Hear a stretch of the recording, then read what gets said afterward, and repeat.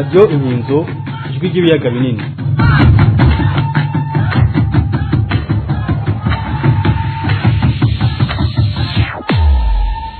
Ibi rero biriko biraba mu Burundi ntimwava mukeka yuko irya mana bavuga ko umuntu ashobora kubikora ku buryo kuko umugambi bafise wo gusambura u Rwanda ukura ubutegetsi bw'u Rwanda barawutangaje burya barasa bitangaje muri Kongo burya yatanguje intambara. Ivyo rero Imana ishobora gukora bimwe aho ikora mu bw'Isirayeli igahosha iyo ntambara mu kumwambura ibigwanisho bigasha avyituririye wenyene canke ari Imana bituri navyo nzi mugabe ejo ntuzogena mutumvise ko bavuga ko u Rwanda rwabituri ukamenya igihugu kuva ku mupaka w'u Burundi n'u Rwanda usanzwe wugaye gushikaho ibigwanisho biri muri base.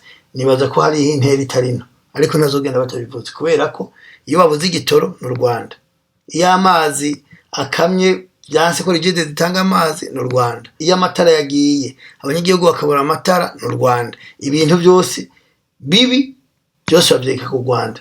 U Burundi bwagiye mu ntambara muri Kongo kwisuka mu ntambara itaburaba mu ntumbero yo kuja gushigikira FDLR mu buryo bwo kugira ngo FDLR bashobore guhungabanya umutekano mu Rwanda.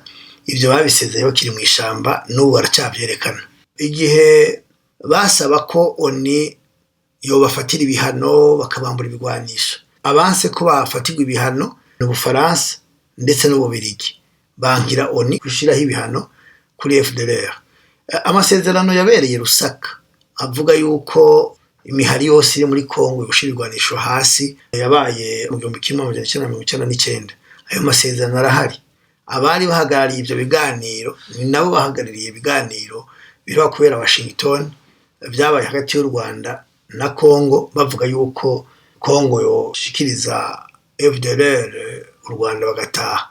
Ivyo rero jemba ko ari uruhendo kubera yuko FDLR uyu munsi ukeneye kuyibaza ahiri ubabaza Tshisekedi ukababaza na Vice Ndayishimiye kuko nibo bakorana basanzwe bakorana muri ibyo bisirikare byo kwica abakongomani bo mu bwoko bw'abatutsi. Mwiriwe mwaramutse bivanye naho muherereye je mwumva ndi Jean Christophe Mugisha. Iyi ni Radio Television Inkinzo ijwi ry'ibiyaga binini. Ndabaye kaze muri kino kiganiro ndi kumwe n'intumwa y'amahoro n'ukuri ndetse n'ubutungane mpuze bikorwa wa UN hitamwe neza, akaba umwanditsi w'ibitabo vyakahise ku Burundi kanyegejwe ikibazo cyo kutamenyana mu biyaga binini umugero w'ikinyoma wica, ndetse yanditse n'igitabo yise Afrika subirana ubutwari kuri ubukoroni mu mitima. Akaba ari Apotre Bernard Ntungwanayo. Ndakuramukije ndaguhana ikaze muri kino kiganiro. Ndakuramukije ndagushimiye ko washoboye kunyakura. Ntibiba byoroshe ariko hari igihe usanga hari ibyo cyo kwirengagiza iyo baguhamagara ibintu bikomeye ushobora kubanguka. Ndagoye kaze ndanakira ko ndanakubaza kino kibazo. Abenshi bari barakubuze baratwandikiye abandi barahamagara bibaza ahantu mwaragiye, mbega mwahora hehe Apotre? Ntibiba byoroshe nanje abatari bake narabona ko banyandikira bambaza aho ndi ibyo ndimwo, ariko uri kuraraba ko umutekano wifashe mu karere k'ibiyaga binini ukaraba ibikorwa n'abanyapolitiki abayikorera ibyabo, ukaraba ibikorwa n'amashirahamwe ataho yegamiye, ukaraba ibikorwa n'abihebeye Imana uko bimeze, urabona ko hari aho bidahurira. Rero mu byatumye mari iminsi ntaboneka nuko hariho ibyo ndiko ndarondera negeranya nkora biza gusahiriza ibyo maze igihe kinini ndababwira, cyane mu bijanye no kurwanya ihonyabwoko n'ubwicanyi ndengerabutungane mu karere k'ibiyaga binini cyane mu Burundi, aho usanga rero ibyo byose nadondaguye ari iyobokamana bijanye n'ibi bya politiki usanga by'ukuri ari ibintu bitumvikana bivugwa, ukanaraba ko hagiye n'ababibeshuza waraba imvugo bakoresha ukabona iteye agahinda. Rero nibaza ko mu minsi mikeya muzobibona kandi muzobibona byinshi cyarimwe. Ntabwo naretse kuvuga ndi mu kintu kimwe canke bibiri, mu minsi itari myinshi ndabizeza yuko muzobibona, ndetse no ku munsi w'ejo tariki 14 Nisan kuri kalenderiye y'Abayahudi, ndetse ku itariki 1 y'ukwezi kwa 4 kuri kalenderiye ya Gregoire hariho ivyo nzoshobora kubashikiriza bitari bike ku bijanye n'ibyo muyobokamana. Rero ntibiba vyoroshe, ariko kandi kubera impamvu mwambwiye ko mugomba kugira ico nshikirije abanywanyi ba radio televiziyo Inkinzo bari mu Burundi no hirya no hino kw'isi aho bari, niyo mpamvu nigoye nkaza nayo ubu ndashaka kuzoza neza ejo kw'itariki imwe.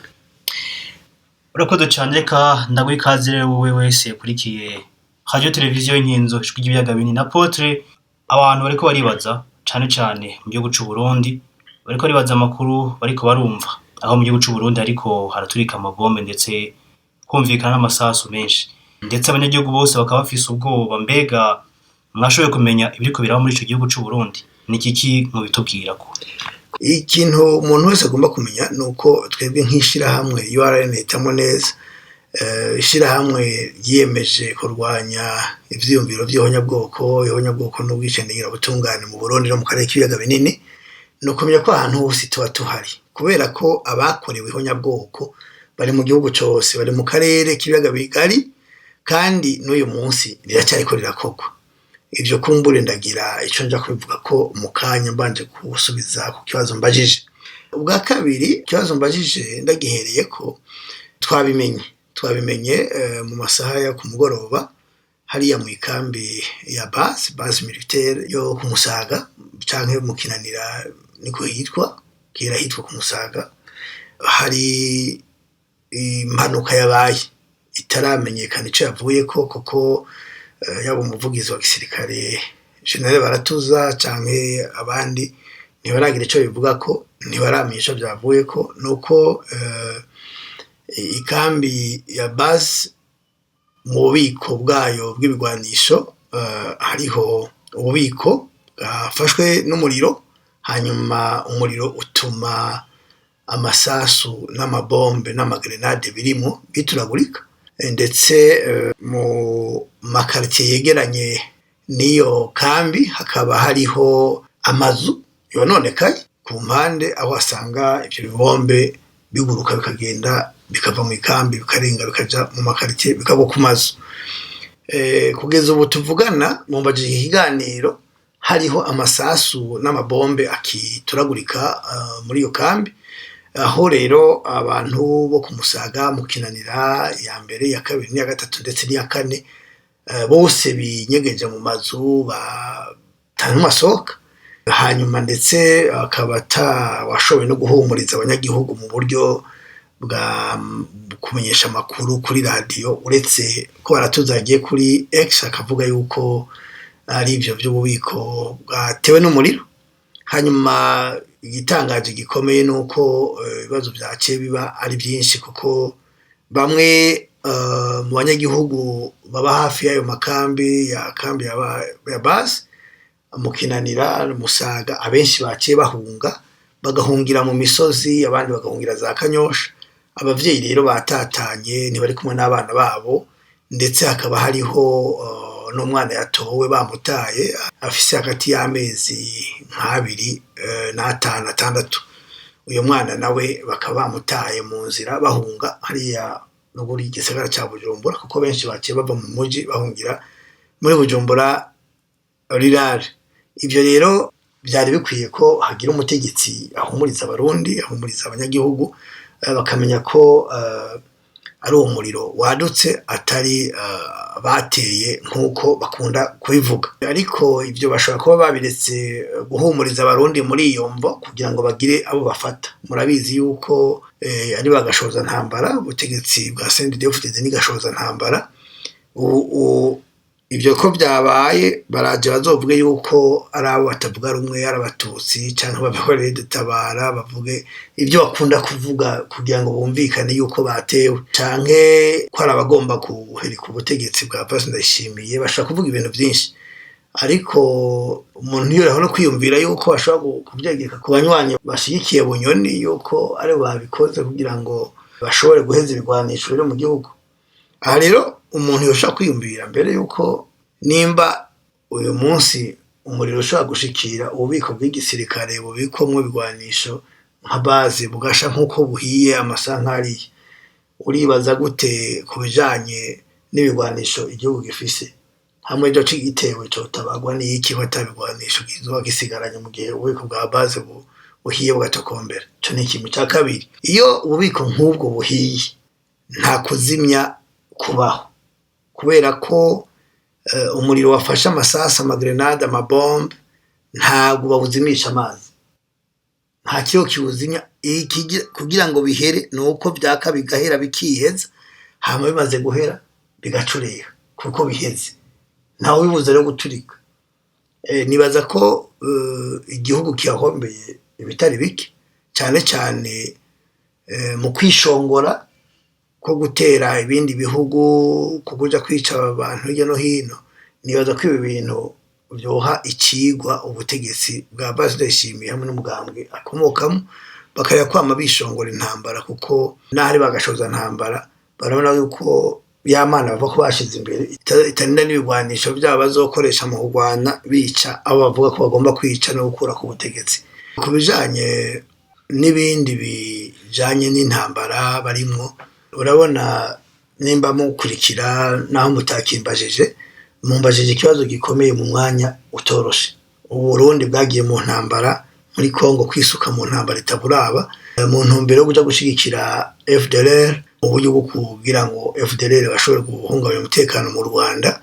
Ivyo babisezeye bakiri mu ishamba, n'ubu baracavyerekana.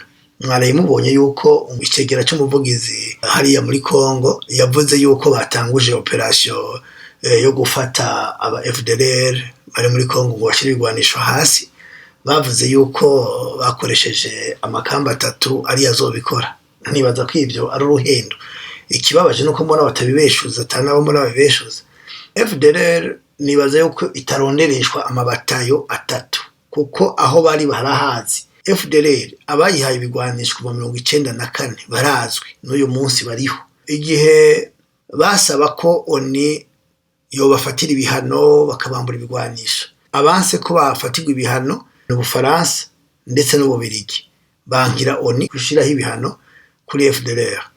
Amasezerano yabereye Rusaka avuga yuko imihari yose iri muri Kongo gushirirwanisho hasi yabaye mu 1999. Ayo masezerano arahari.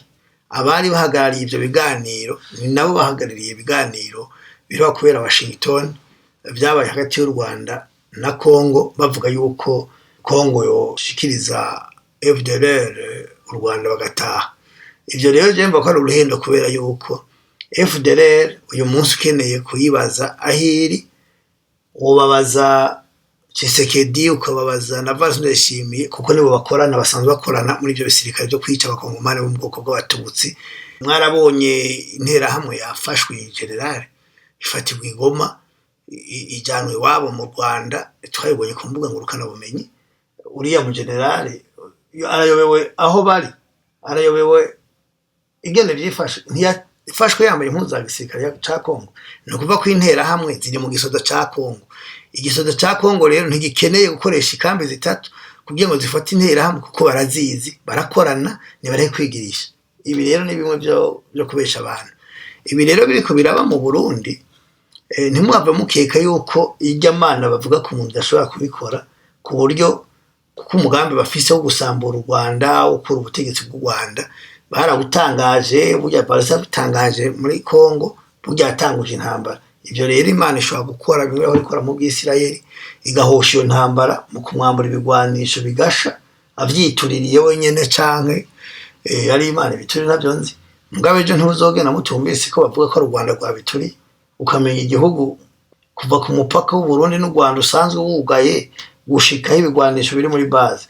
Nibaza ko hari intera itarino, ariko nazogenda batabivuze, kubera ko iyo babuze igitoro n'u Rwanda, iyo amazi akamye byanse ko rigide zitanga amazi n'u Rwanda, iyo amatara yagiye abanyagihugu bakabura amatara n'u Rwanda, ibintu byose bibi byose bavyeka ku Rwanda. Ariko ivyo nta womenye iherezo ryavyo, reka tubihe umwanya byose bizomenyekana. Rero ibyabaye abarundi bohumura bakarema, nubwo hashobora kuba ibindi bibi bitewe n'ubwo butegetsi nyene. Ibyo mwumvise bituragurika, nayo mabombe n'amasasu byaturagurikiye muri magaze basanzwe babikamo ivyo bikoresho bya gisirikare hariya muri base yo ku Musaga. Murakoze. Apotre Bernard Ntungara reka ndagushimire kuvyo dushikirije ndetse no kuvyushikirije bariko baratwumviriza nimugiraho mubahwe murakoze.